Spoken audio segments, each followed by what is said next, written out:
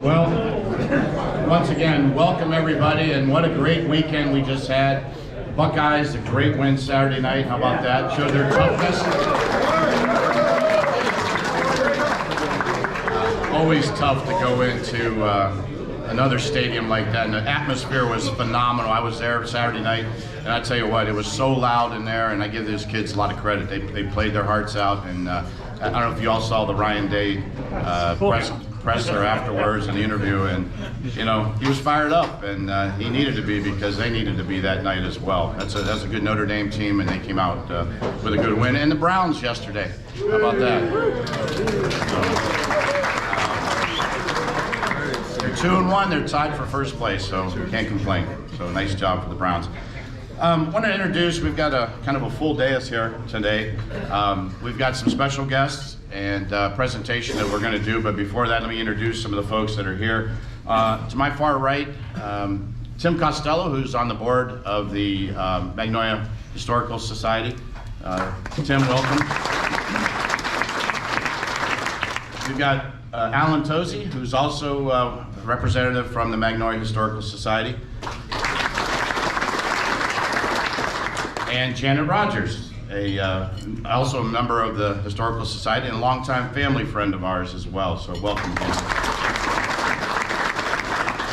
Bill Costello, who is one of our trustees, who will be doing the presentation here in just a few minutes, also a board trustee. Jim Linda Smith, who's here with our pastor this month, is our board member as well. And you met Pastor Lowe. To my left, our speaker today and a longtime friend, Matt Underwood. And our other board trustee and presenting Matt today is Dennis Manzella. I want to recognize those folks that sponsor us, that put money, and you see their names, well, not yet, or it was up there earlier, I swear. Dr. Peter Ferguson, Marion Motley Memorial Fund Scholarship, the Aultcare Primetime Health Plan, and Wilkshire Golf Course.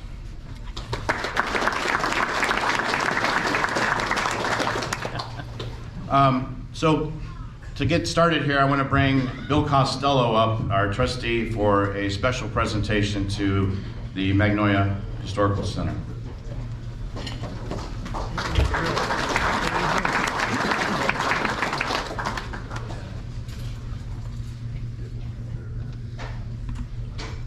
Through the obstacle course here?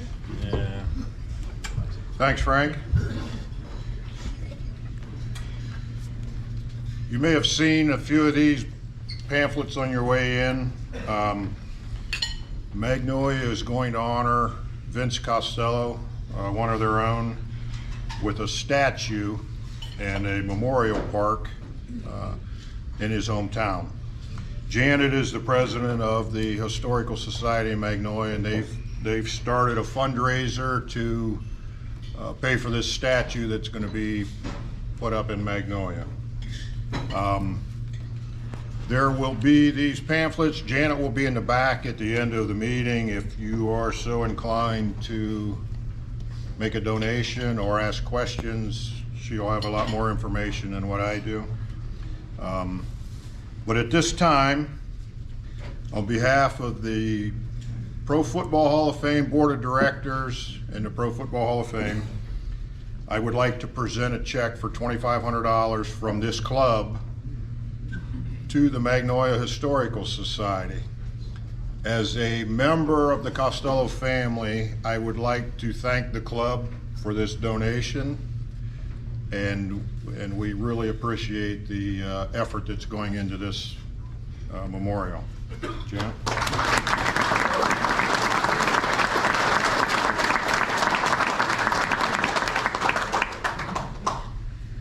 Thank you so much. Yeah, I'm shorter than you. Thanks so much to the members of the club, and for the trustees, and Frank and Bill and all of our members on our committee. You know, how many of you knew Vince? Doesn't surprise me, there's a lot of people. When I think of Vince, I think of family first. That was most important to Vince. And he had his wife Sally and 7 children. And he was always close to his sisters and his brothers, nieces and nephews. And we have a niece running this facility, Chris Costello Tosi, Bill, Tim, and I know there's a lot more here that I'm probably missing, but those are the ones I know of for sure. Friends. He never forgot his friends. And actually my husband grew up with him, and Vince was best man in our wedding, years and years ago. The last thing I remember about Vince, of course, is football. That's what brings us here today. He was a great guy. He was a legend. And the memorial is something we probably should have started when he was living. But you know, sometimes you don't realize it until they're gone. And we're determined to do it. We're a small town. And we moved a building, actually, so I think we can do this. And I want to thank you again for everything.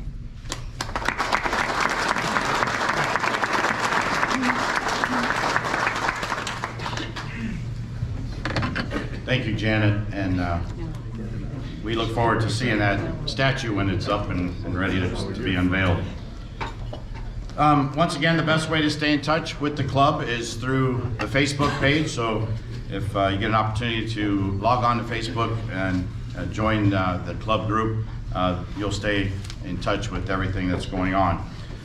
I wanted to take a moment to read a statement. The Board of Trustees met last week, and we talked about something that we certainly wanted to make sure that everyone understands. Everyone has this card, correct, that you're a member? All right. Club members are going to be asked to be showing that card upon entry to the venue beginning next Monday. Your membership card is your entry ticket to come in and hear the speakers each week, as well as complimentary entry into the Pro Football Hall of Fame, into Walsh University, Malone University, and Mount Union University regular season athletic events. Those who would like to enjoy a meal service here at Tozzis on the days that we meet, you're charged an extra fee for that meal. Currently the price is $16 a person. That meal includes a salad, the main entree, the dessert, and water, coffee, and iced tea. Those who choose to come and not enjoy the meal are also asked to refrain from taking any complimentary meals, beverage, or dessert. If you would like one of those, just please ask your server, and they will bill you separately. Remember, beginning next Monday, you'll be asked to present your membership card for entry into the Luncheon Club, and it's recommended that you carry it with you at all times. So I just something that was brought to our attention. We just want to make sure everybody understands that this is your entry into the club to listen to the speakers. The meal and drinks and dessert are all separate. So just wanted to make sure we knew that. All right, we are selling tickets, as you saw up front, for our first visit to the Pro Football Hall of Fame in the Nash Center. And we'll pre-sell lunch tickets for 2 weeks. They'll be cut off. The sales will be cut off on Monday, October 2nd. Skyline Pines will offer 2 choices for the meal that you'll be able to choose from. The menu will consist of lemon chicken and/or scrod, penne pasta, seasoned green beans, Texas sheet cake is the dessert. All attendees must purchase a ticket to attend. It's $16 for members, $20 for guests. 21, I'm sorry. And the speaker will be announced here soon. We still haven't heard from the hall who the speaker will be. No deaths or illnesses that were reported to me, so that's good news. And next we will have our 50-50 drawing. It's $215. There were 2 sets of tickets sold. They're both white, so they have different numbers, but they're all in here.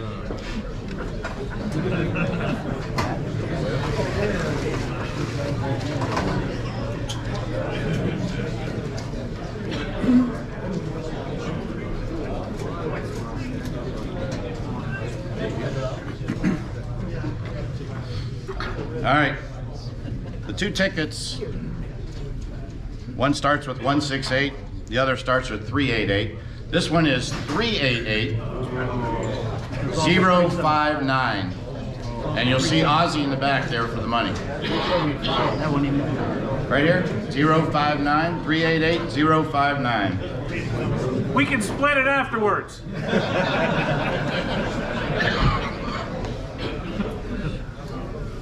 All right. Next week, our speaker will be Branson Wright. Branson is an accomplished filmmaker, producer, writer, and director. He did such things as Believe Land, Women of Troy, and King of the Block. So interesting stuff from him next week. Look forward to seeing and hearing from him. And now, it gives me great pleasure to introduce one of our Board of Trustees who will introduce our speaker. Please welcome Dennis Manzella.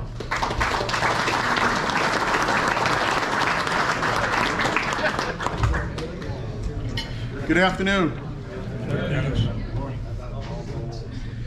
It's my pleasure to introduce Matt Underwood.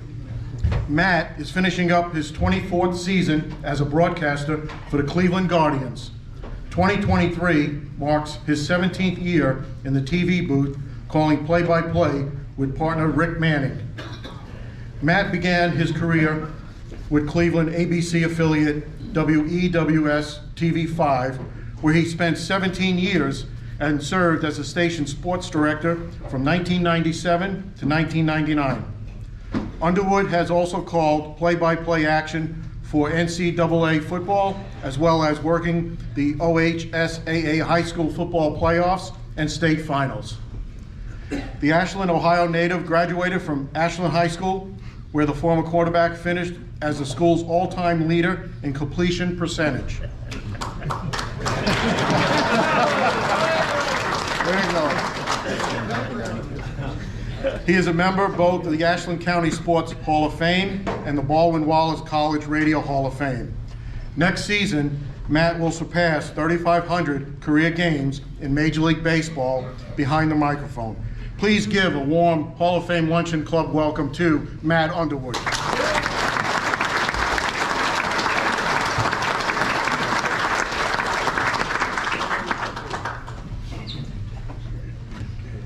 Thank you, Dennis, for that introduction. Thanks, everybody, for being here. It's a pleasure to come down and speak to you on this beautiful afternoon. Dennis's introduction, an Ashland, Ohio native. That's something that is mostly true. It's a question that I have struggled with since I can remember. You know, when you travel around and you meet people the first time, what's the first question they ask? Where are you from, right? Where am I from? So I was born in Zanesville, raised in Ashland by way of Steubenville. I hear the groans. Ashland and Steubenville could not be more diametrically opposed in their sensibilities, especially.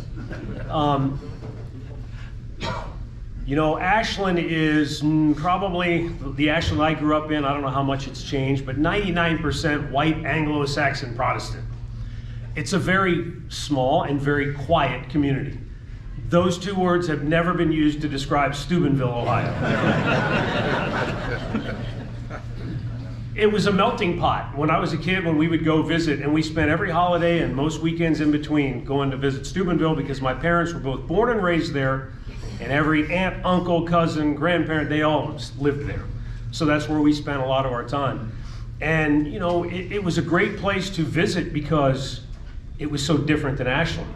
There were Polish neighborhoods and Italian neighborhoods and Slovaks and Serbians, African American population. When my dad was a kid, my dad's dad was Ernest Underwood.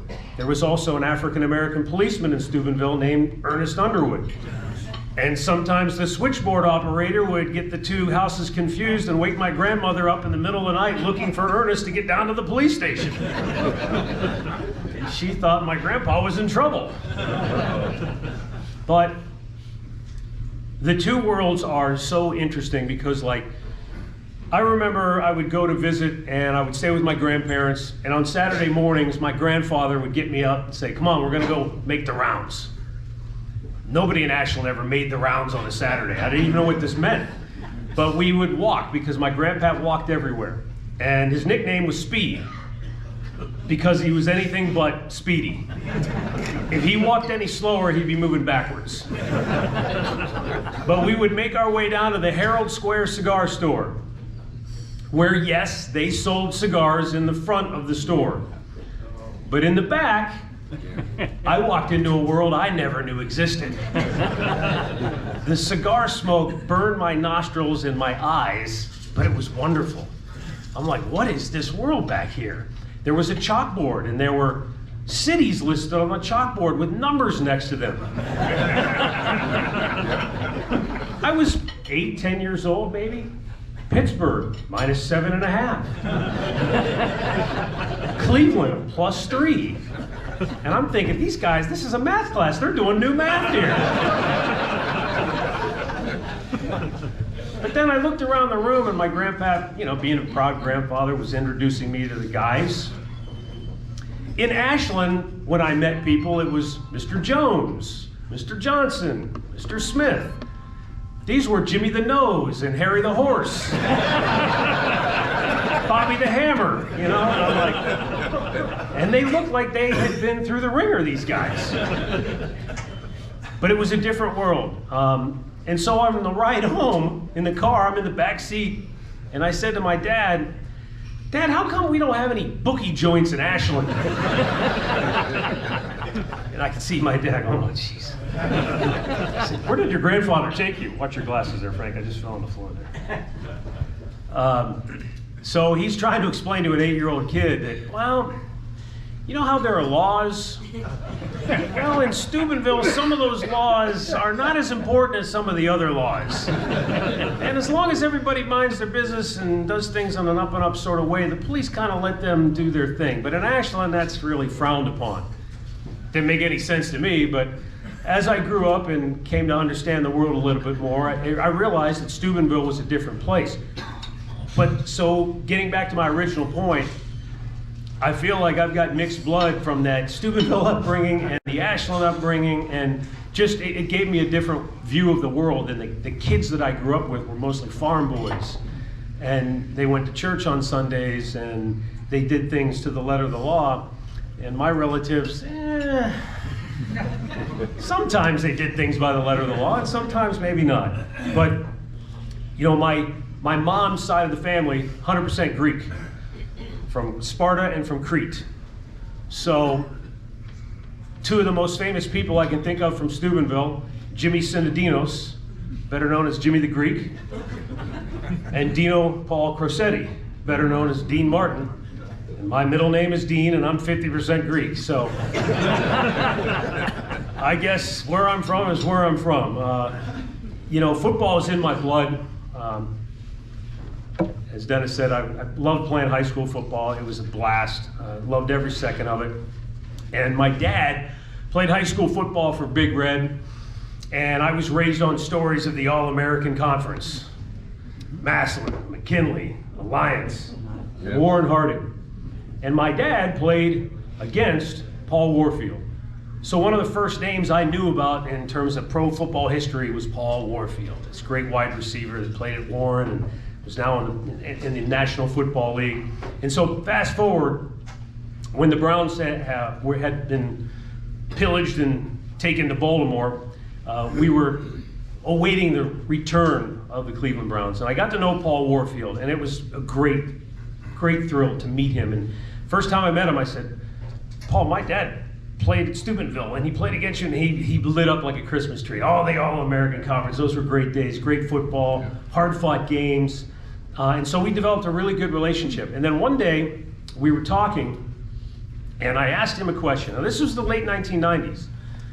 And I thought I asked him, dummy, a fair question. I said, Paul, do you think, because it was widely sort of being talked about at that time, do you think Jerry Rice is the greatest receiver of all time?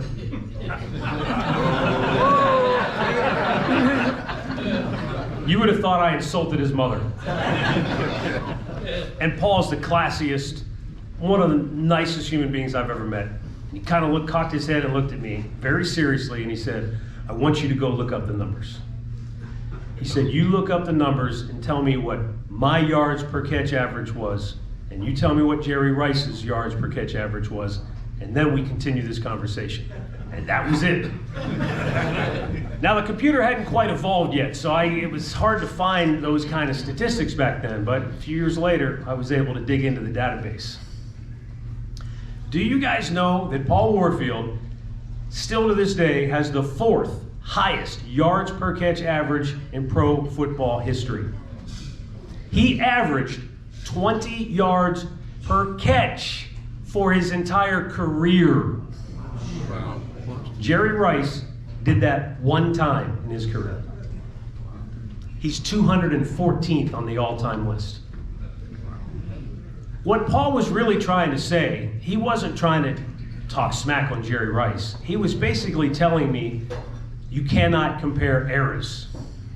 The football that he played was a run-first game, as you guys remember. The only time they threw the ball was when everybody in the stadium knew you were going to throw the ball, and he had to run 20-plus yards down the field and make a circus catch with guys trying to take his head off, and he did it better than just about anybody ever. As a side note, Homer Jones is number 1 on the all-time yards per catch list. Some of you remember that name. The real kind of twist of irony, and I love this about sports and life, Homer Jones spent the last year of his pro football career as a member of the Cleveland Browns. That was the same year the Browns made the ill-fated decision to trade Paul Warfield to the Miami Dolphins for their first-round pick. They took Mike Phipps. Paul Warfield won 2 Super Bowls with the Miami Dolphins.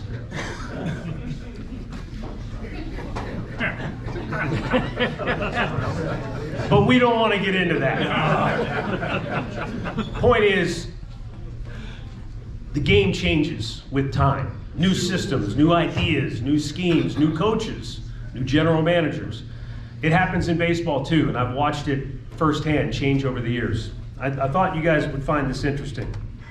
Right now in Major League Baseball, there are 2 pitchers, 2, that have thrown 200 innings this year. This is the last week of the season. There's a chance that number could swell to 5.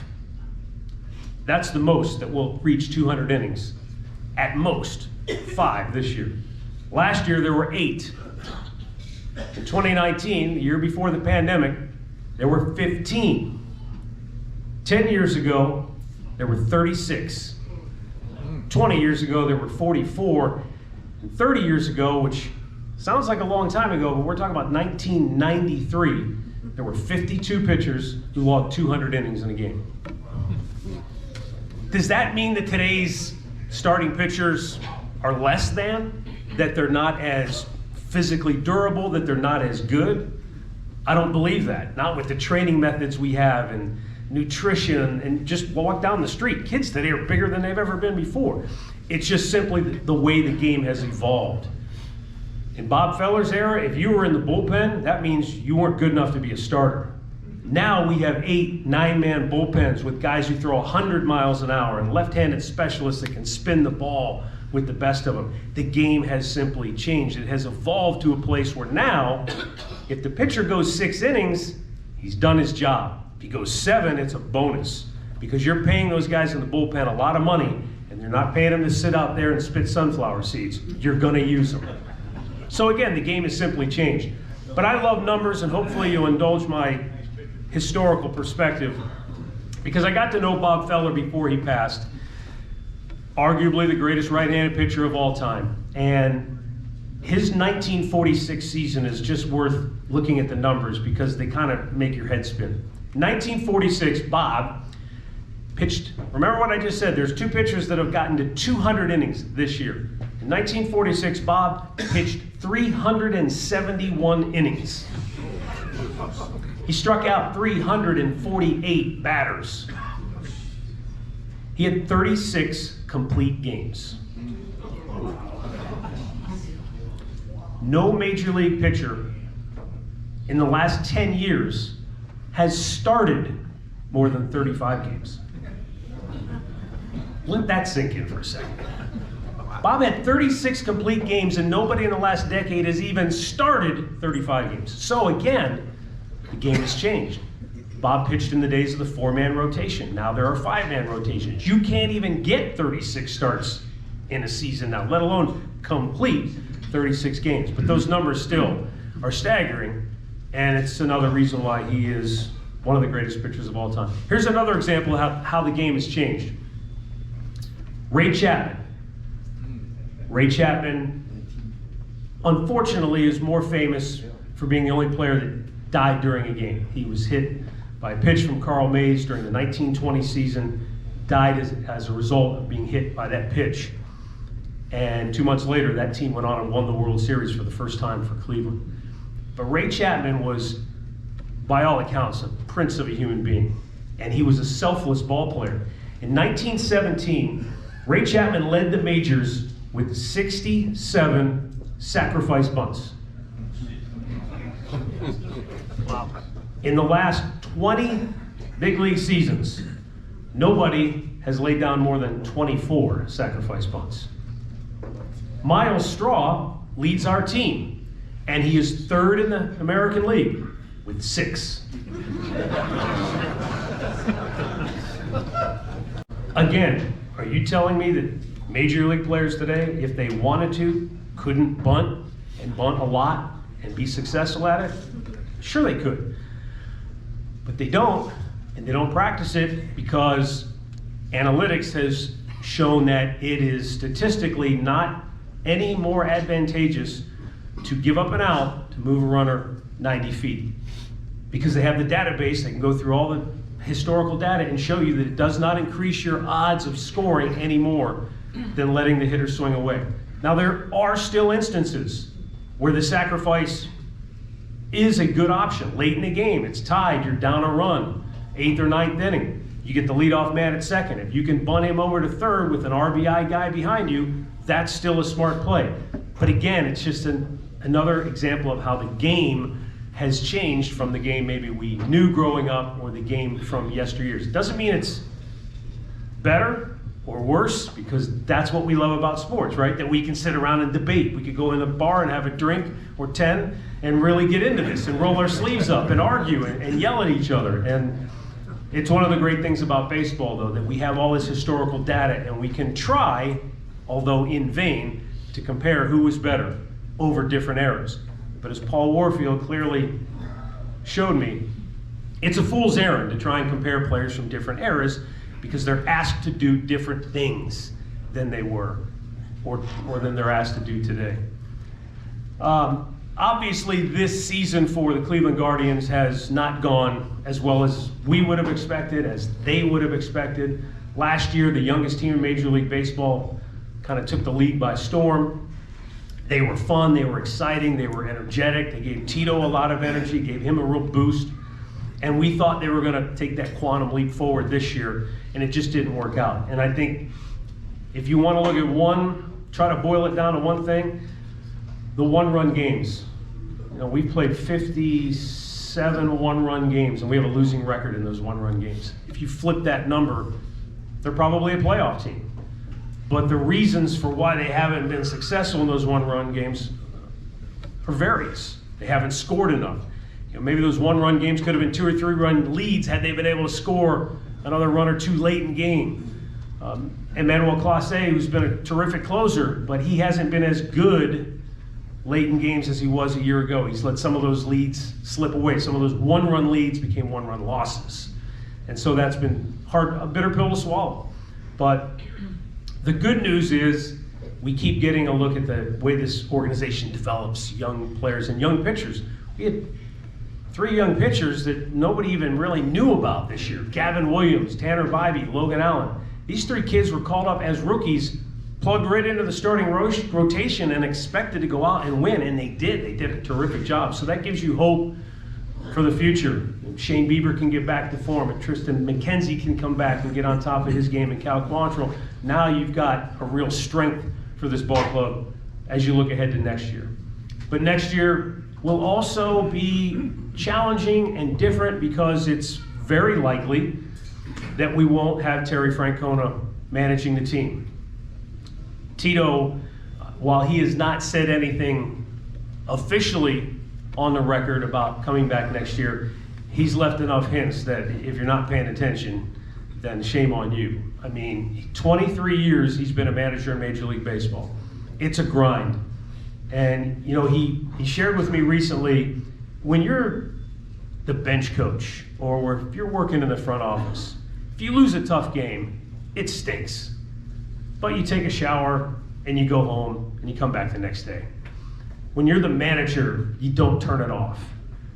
Just recently, we had a one-run loss. I think we were in Kansas City. It was a brutal game. We lost late. And he told me, I tossed and turned all night. You know, and this is the manager of a team that's really, we hadn't been officially eliminated yet at that point, but it was probably not going to be a playoff season. And yet that loss ate him up. And he wasn't able to turn it off. And he said, I've had to have some conversations with myself when I come to work in the morning. Hey, it doesn't do anybody in that locker room any good to see you, with your tail between your legs. So you got to pick it up. You got to get going. And it's taken its toll on him. And as he has said, it's time. And I think it's time he needs to take care of himself a little bit. He's got more surgeries coming up in the off season, and he's already had more than he can keep track of. He needs a shoulder surgery. Said he was playing cards in a casino 5 years ago, and he won a hand, and he went to grit the chips off the table, and he felt a lightning bolt go through his shoulder. And he went to the doctor to get it checked out, and the doctor just went, "This is bad, Tito." That was 5 years ago. So he's finally going to get the shoulder taken care of. He also has a double hernia that he has to get surgery on. So the man barely can make it to and from work every day, and he needs to take a little time to take care of himself. But that doesn't mean that it hasn't been an incredible 11-year run with him at the helm. And he's such an effective leader because he talks to people. He's able to communicate with the last guy on the bench or the superstar that plays every day. He's honest. He's upfront. There's no surprises when you play for Tito. You know what's expected of you, and you know what he's going to say to you and expect from you every day. And he's also great at poking fun at himself. A couple of years ago, back in 2016, when we were in the World Series, before the game, he said, "Man, last night I couldn't sleep." He goes, "I woke up in the middle of the night, and I had a sweet tooth. I was hungry." So he called down to room service, and he asked if he could get a sundae. So they literally sent him up a pint of ice cream and hot fudge and M&Ms and sprinkles. So he sat there in bed and ate his ice cream sundae watching TV, and then he said he fell asleep, and he woke up and he thought, "Oh my God, I've got glaucoma. I can't see the TV screen. I can't see the room." And he realized he had hot fudge smeared on the front of his glasses.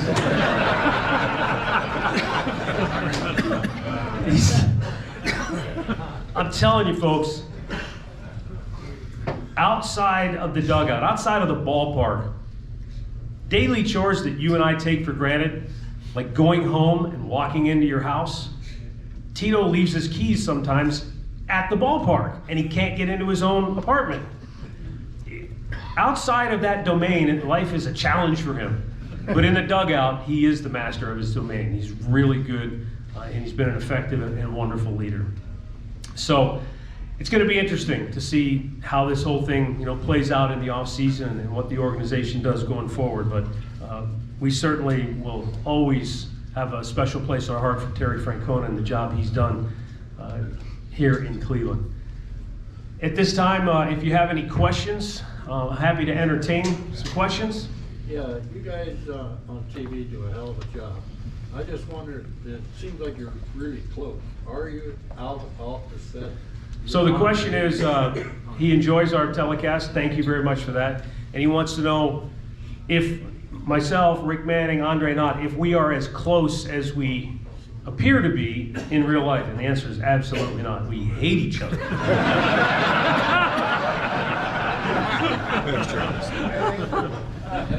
No, I will, in all sincerity, you can't fake it. I don't think you can fake that kind of stuff. I mean, I know there are broadcasters that try, and I think it comes off as disingenuous. And I think you guys are very perceptive as viewers, and you can tell if people really genuinely like each other or if they don't. And we just have we have more fun than we should. Let me put it that way. I am absolutely blessed that when I drive to work, I'm going to a ballpark. And as I said, I grew up in Steubenville, where, you know, my dad's dad worked in the, well, if he was in Ashland, he would have worked in a steel mill. In Steubenville, he worked in the steel mill.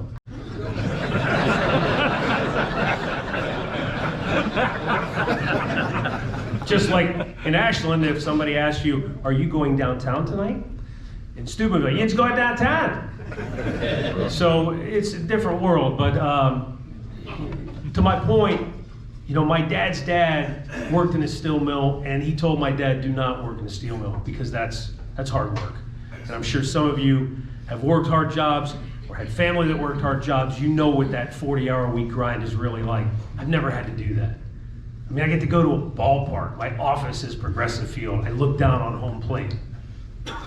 And I'm blessed, absolutely blessed to be able to do that job. And you know, Rick and Andre and I we have fun every day. We realize we get to do this, and part of our job is to try and entertain you, because not every game is a masterpiece.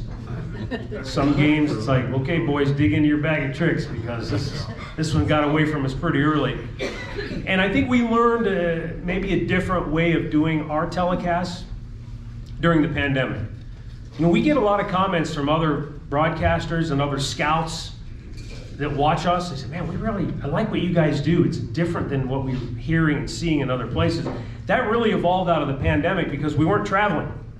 We were in a studio watching the game on a TV screen. We could have been at the bar, at the corner bar, doing the same damn thing, because we weren't there. We weren't with the players. We weren't with Tito. We didn't have that interaction day to day that we're used to. So I kind of pulled those guys in one day and I said, hey, I think we got to think about this in a different way. We can't broadcast the games like we normally do during the pandemic here. I think we got to look at this more like we're just three guys watching the game on the couch, and we're just going to talk through the game and have more conversation, because we don't have that daily interaction with the players that we're used to. We don't know a lot of the stuff that we are privy to on a normal basis. So that sort of style evolved out of that, and it's a lot of fun, and we enjoy it. Do you think Sandy Alomar will likely replace Tito, and how old is Sandy? Sandy and I are the same age. So 55, he might be a year or two older, 56, but Sandy has been an interim manager in the past. He's also been interviewed by other clubs. I don't think that Sandy has any designs on wanting to be the manager. I think he's very content in the job he has, being sort of an expert on picking up the pitcher's move, helping our base runners steal. I mean, we're really good at efficiency when it comes to stealing bases, because Sandy, that old catcher in him, he knows he can pick up a pitcher's tell. Every pitcher has a tell when they're on the mound, and he picks it up like that, and he can tell the base runner, okay, when he does this, go. And if you listen to Sandy, you're successful most of the time. So I think, should he be considered? Absolutely. But I don't know that that's necessarily what he's aspiring to do right now at this point in his life. Who do you think will? Who do I think will? You see this thing right here? I don't know who's listening, and if Chris Antonetti, you're listening, it's not going to be me. All these mega contracts these players are getting, how do we get Jose tied up for long term? That's a great question. Long-term contracts, and we're talking about some of the mega contracts that you see, the numbers that wait, what? How much did they give him? How did we get the deal done with Jose Ramirez so that he's happy and the team's happy and that it works? Because this has happened so many times in the past where we get a great player, a franchise player, he gets to that free agency point and it's like he's gone for the highest bidder. A couple of things happened. One, Jose wanted to stay here. So that was first, and that's a huge, big starting point, that he wanted to stay here. He likes it here. And he wants to retire here. He wants his whole career to be played in one place and be known as Cleveland Indian / Guardian. It's so hard. And I think, so that was a big leaping off point. And then the numbers are what the numbers are. You know, there's negotiation. We've all haggled. We've all negotiated for things in our life. It got to a point where Jose Ramirez again, we're privy, we've gotten to know him. He's not about the top dollar. He doesn't need the last dollar on the table. He knows what he needs to be content in his life, in his lifestyle. And once they got to that number, he literally told his agent, take the deal. And it's refreshing. It's refreshing that a guy loves this community. This guy grew up in Bonnie, in Dominican Republic. Dirt, I mean dirt poor. And so don't let the strut fool you. He's a very humble, grounded individual. That strut comes from having to prove people wrong his whole life, which he's done repeatedly and repeatedly. I mean, even our own organization will admit they didn't know the type of player he was going to grow into. But it's great to see a guy who gives you his word and sticks to his word. Back here. Matt, I was a little disappointed in the front office being kind of sellers, not buyers at the trade deadline. I thought we had a chance if they had just brought something in. On that note, trading Savali, the starting pitcher for that, I think it's a young first baseman prospect. Kyle Manzardo. Can you tell us about that first baseman next year? Is he on the team? Yeah, Kyle Manzardo is the player we acquired for Aaron Savali from Tampa. He's a first baseman, left-handed hitter. He's got power potential. I always say that because what a guy does in the minor leagues doesn't automatically translate to what he will do in the big leagues.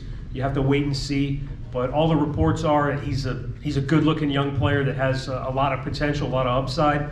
I think it'll be interesting to see when we go to spring training next year, where he's at in terms of opportunities. Is he a guy that they're going to go and say, hey, you've got a chance to make this club, or is he a guy that may have to earn that spot with a little more time in the minor leagues? Time will tell. I mean, there's just so much that will happen in the offseason before we get to that point.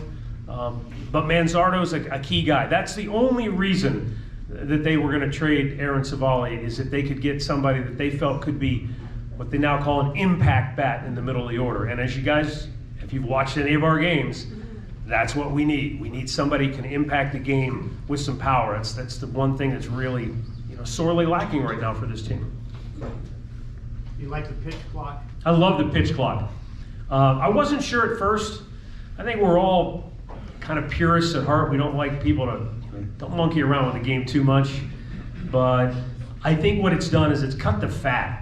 I mean, the game we all played as kids was you got in a box, let's go. Pitch the ball. You don't stand around, So much of that is look at me stuff, and we don't need that. No, you don't want to watch it. Nobody else wants to see it. So I think getting rid of that was good, and it's kept the pacing. I mean, geez, the games went from over 3 hours on average to 2:40. I think our average game is 2 hours and 40 minutes. So cutting that 20, 25, 30 minutes out of the game, I think it's been really good. How do you feel about starting a runner at second base in extra innings?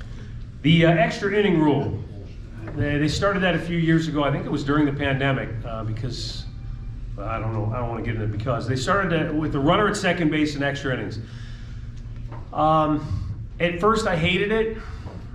I guess it's like anything in life. It's like when teams change their uniforms. I always hate it when teams change their uniforms. And then after a while, I look at the old uniforms like, ooh. You just get used to it. So I guess I've gotten used to it now. It's just part of the norm. I don't necessarily still love it just because in the postseason you don't get that runner at second base. You've got to earn that run. But what it has done is it has sped up it keeps games from going 13, 14, 15 innings. I mean, most of our games when they go to extras, 10, 11 innings has been about it. And somebody's going to take advantage of that situation. Or hold on to a one-run lead. So, yeah, I guess I'm still torn. I wouldn't have any. If they said tomorrow we're going back to the old way, I'd be like, fine. But I don't hate the new. I'm not like one of those vocal, I hate this is terrible. Because the one thing, like whether we want to admit it or not, I'm surveying the audience. We still need young fans, right? And young fans, because of these stupid phones, have made their attention span down really small. And so part of trying to keep young fans engaged is trying to speed things up and keep the game from dragging too long. And so I think that, that was a reason. It's kind of like the shootout in hockey, right? You're going to play 60 minutes of like knockdown, drag-out hockey, and then you're going to have one guy skate down the ice and try to deke the goalie. That's how that's just kind of the way the world has evolved. Way in the back, orange. All right, man. This Oh. is two, Go ahead. 2 questions for you, Matt. Real quickly, why do you think baseball is marketed so bad as compared to the NFL or NBA? And question number 2, since you're an analytical man, do you think Shohei Ohtani is the modern day Babe Ruth? Well, I told you to bring the heat, but my goodness, that's like a straight brushback pitch there. I don't think it's any surprise or any great revelation that baseball has not marketed their players with the same kind of success that pro football and the NBA have done. They've done a good job of marketing. I think they're trying, they're getting better at it, but they have not done as good a job. And you bring up Shohei Ohtani and Mike Trout, and there are certain players that they have tried to market as the superstars in the game, and I think they've probably done a good job to an extent to get, you know, younger fans maybe especially, because Shohei Ohtani is a special talent. And, you know, for a guy to do what he's done is remarkable. To hit 40 plus homers and to be as an effective pitcher as he has been. Now, what that looks like going forward is going to be really interesting, because he needs Tommy John surgery, which would eliminate him from pitching for a full year, but they're saying that he could probably hit while he heals the arm. So again, how that goes forward, and he's a free agent, so what does that do with the contract? Because there were people talking about this guy's going to get a $500 million contract. Now that was before the injury. So what's he worth now? 300 million? I mean, that's like, yeah, some of the numbers, it's staggering. But then again, I'm sure you guys have noticed, you go out to dinner, you go out to the gas pump, you're like, man, what happened to the old days? Like, everything's more expensive these days, so. Anybody else? Yes, sir. Are there any analytics about the bigger pace being a little bit of a contradiction to the pitch clock?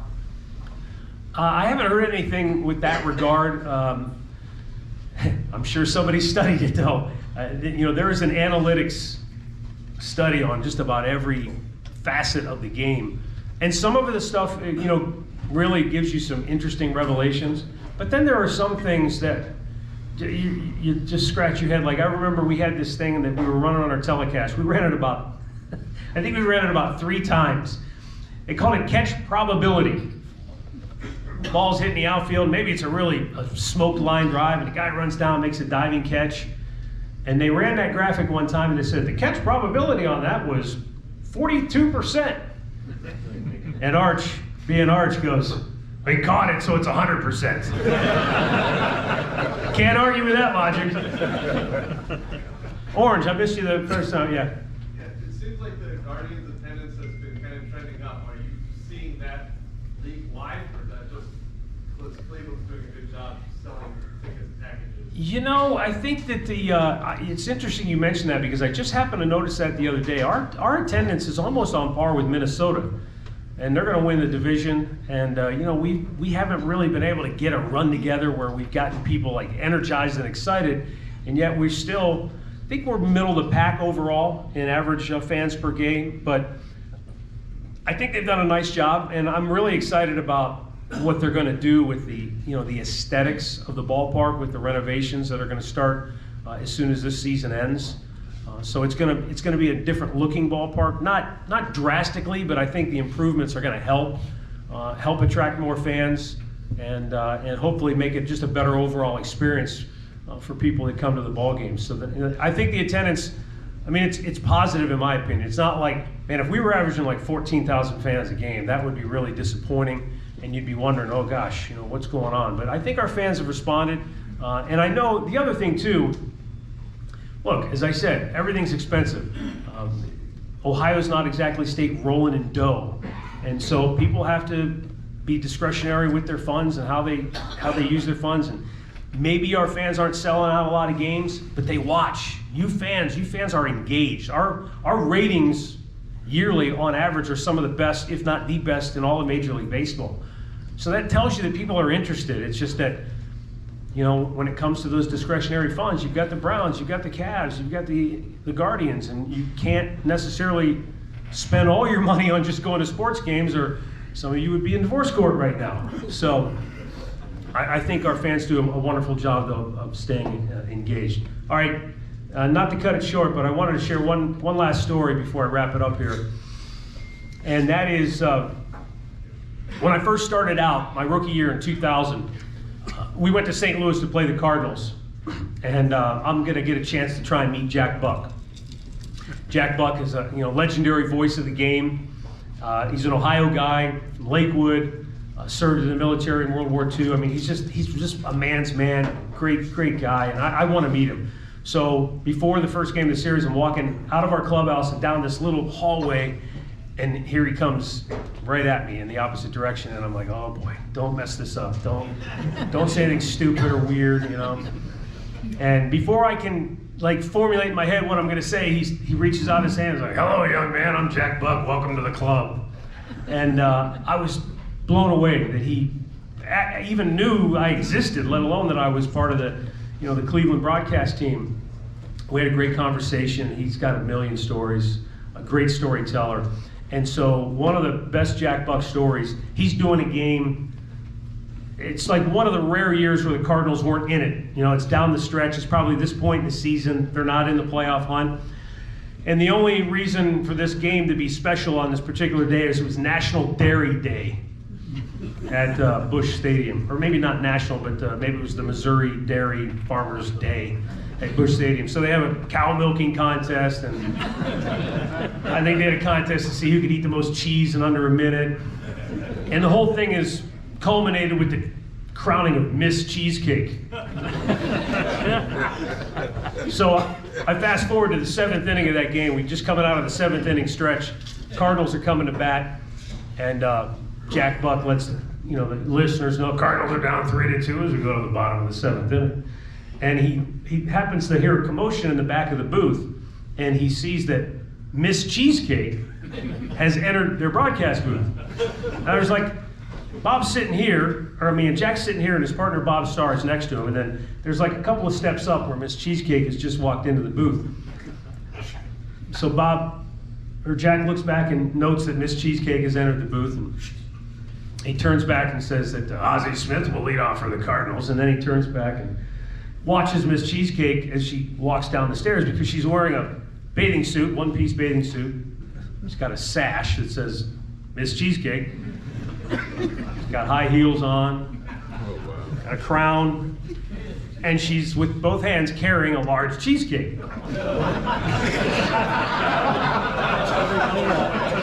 So Bob's checking, making sure she's okay, and he looks back, and Ozzie Smith pops it up on the infield. There's one out here in the Cardinals 7th. That'll bring up Tommy Herr. And now he looks back, and as she's coming down, because he wants, in case she falls, he wants to be there for her. Just being a gentleman.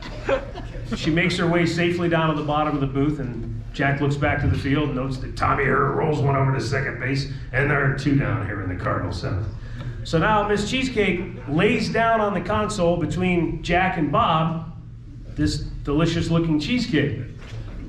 Now she turns and begins her ascent back up the stairs. And now Jack and Bob are both watching.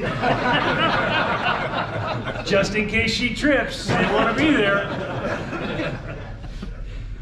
And Jack looks back just in time to note that Jack Clark fouls one back to the screen. Oh, he had a good rip at that one. And so now Jack looks at Bob Starr and says, so Bob, what do you think of Miss Cheesecake? Except what Bob thinks he asked him is, what do you think of this cheesecake? To which he replies, I'd love to have a piece of that.